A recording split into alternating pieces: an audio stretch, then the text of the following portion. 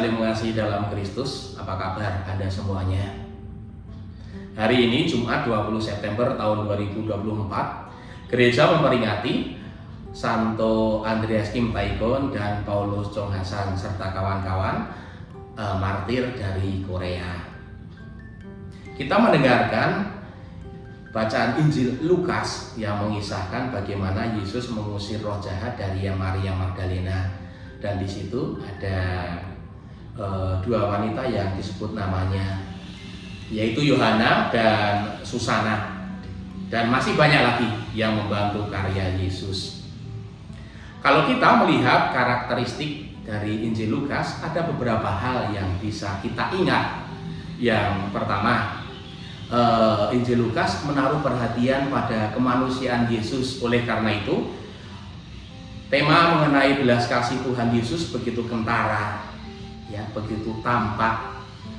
Dan yang kedua, kaitannya dengan itu, Injil Lukas menaruh perhatian pada orang miskin, ya, atau Injil orang miskin, orang yang sederhana, orang yang membutuhkan, orang yang dibantu oleh Tuhan Yesus. Mereka yang sakit, mereka yang kehilangan pengharapan, mereka yang keluarganya meninggal dan sebagainya.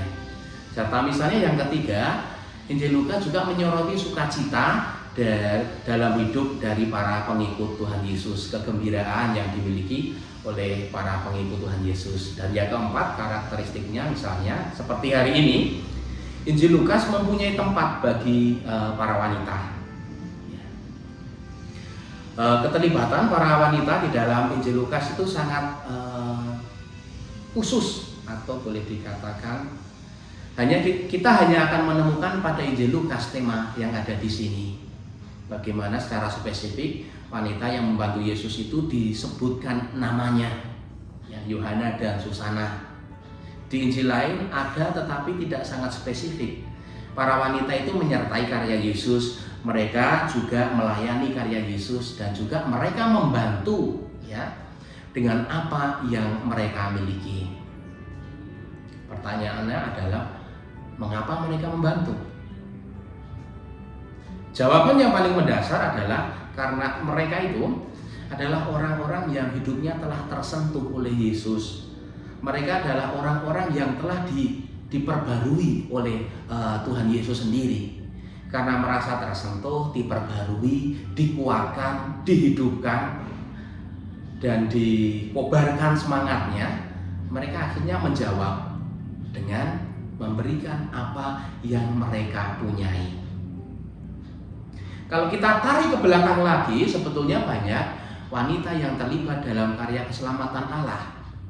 Kita tidak boleh lupa misalnya, pertama karya keselamatan Kristus diawali oleh seorang perempuan ketika menjawab, "Aku ini hamba Tuhan, terjadilah padaku menurut perkataanmu." Bunda Maria menyatakan iya. Menjadi jelas bahwa Allah tidak memaksakan. Allah menawarkan kepada Maria, dan Maria menjawab iya.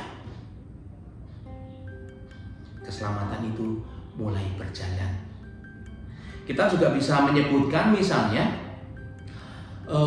para wanita yang menangis ketika proses penyaliban Yesus, para wanita yang duduk di kayu salib, bahkan ketika kebangkitan Yesus, para wanita sebelum kebangkitan ketika di makam, para wanita ini berjalan pagi-pagi buta menuju makam, mengunjungi Tuhan Yesus.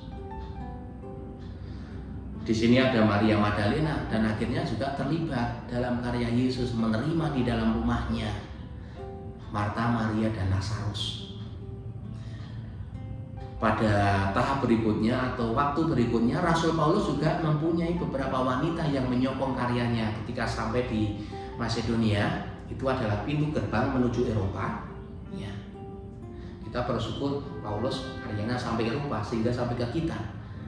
Paulus di Masedonia itu mempunyai dukungan dari beberapa wanita. Salah satunya adalah Lydia yang membantu karya Rasul Paulus. Dalam bacaan Injil hari ini, ya, ada Yohana istri Kusa adalah bendahara, menunjukkan kepada kita Yohana ini berasal dari kelas sosial yang spesifik, ya. Karena itu bantuannya juga sangat berarti, dan juga susana, dan banyak lagi yang lain. Ya. Lalu apa pesan bagi kita? Tuhan Yesus sebetulnya menawarkan kepada kita semua untuk terlibat di dalam karyanya, bukan hanya untuk wanita, tapi hari ini khususnya Lukas menyebut para wanita. Kita diajak seperti para wanita itu, karena mereka tersentuh oleh hidup Kristus, karena mereka diperbarui hidupnya oleh Kristus, karena mereka dikobarkan oleh Roh Kudus. Mereka menjawab dengan memberikan yang apa mereka miliki.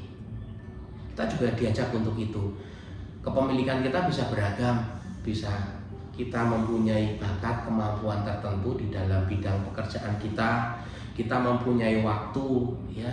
Kita mempunyai perhatian untuk karya Allah, ya. Kita mempunyai kekayaan material juga yang bisa membantu untuk karya pewartaan Injil, ya. Kita juga mempunyai waktu, mempunyai perhatian di dalam doa.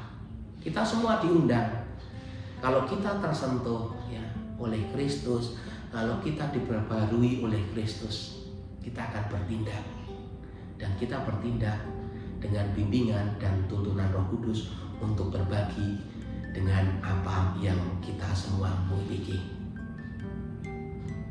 Rahmat Tuhan membantu kita untuk itu. Allah Bapa kami, bantulah kami untuk menjawab cinta kasih-Mu. Bantulah kami untuk menyadari bahwa Engkau yang memperbaharui kami, hati, hidup, keluarga, dan pekerjaan kami. Ajarilah kami juga untuk menjawab cinta-Mu itu dengan apa yang kita miliki. Berkatilah saudari-saudara semuanya dalam nama Bapa dan Putra dan Roh Kudus. Amin.